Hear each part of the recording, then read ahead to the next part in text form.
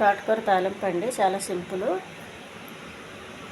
కడిగి కోసి పెట్టుకున్న తోటకూర అండి. కొద్దిగా ఆయిల్, కొంచెం జీలకర్ర, కొన్ని ఆవాలు, ఉల్లిపాయ, ఎండుమిర్చి, శనగపప్పు, వెల్లుల్లిపాయలు,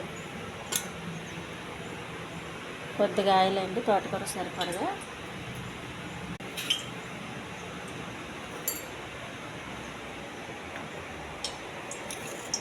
కొద్దిగా జీలకర్ర, కొన్ని ఆవాలు,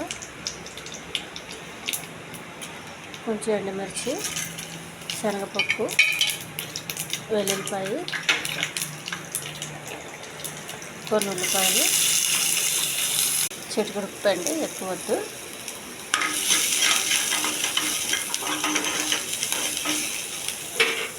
తోటకూర అండి,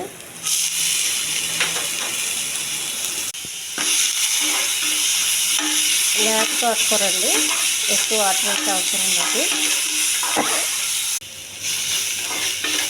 ఈ కాడలు అవి లేతగానే ఉన్నాయండి, ఉడికిపోతుంది.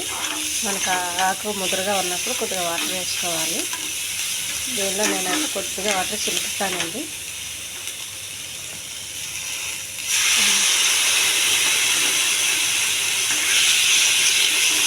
కొద్దిగా ఏమన్నా ముదురుగా ఉంటే ఉడికిపోతాయి.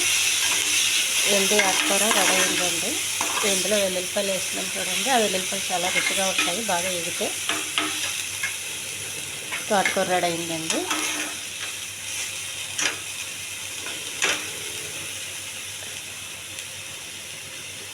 తోటకూర కాడలు ఎక్కువ ఉంటాయి చూడండి, అది చాలా టేస్ట్గా ఉంటుంది. మన ఆకు కన్నా కాడలే రుచిగా ఉంటాయి. అది లేతగా ఉండాలి, ముదురుగా ఉంటే కొంచెం ఎక్కువ వాటర్ వేసుకోవాలండి. ఈ ఛానల్ నచ్చితే సబ్స్క్రైబ్ చేయండి, షేర్ చేయండి, లైక్ చేయండి, కామెంట్ చేయండి.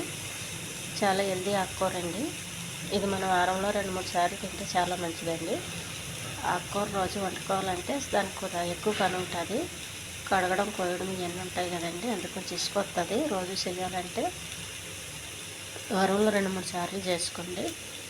పప్పులో వేసే కన్నా ఇలా ఎక్కువ ఫ్రై చేసుకుంటే తొందరగా బాడీకి ఎక్కువ విటమిన్లు అందుతాయండి. పప్పులో అయితే మనం చాలా తక్కువ వేస్తాం కాబట్టి.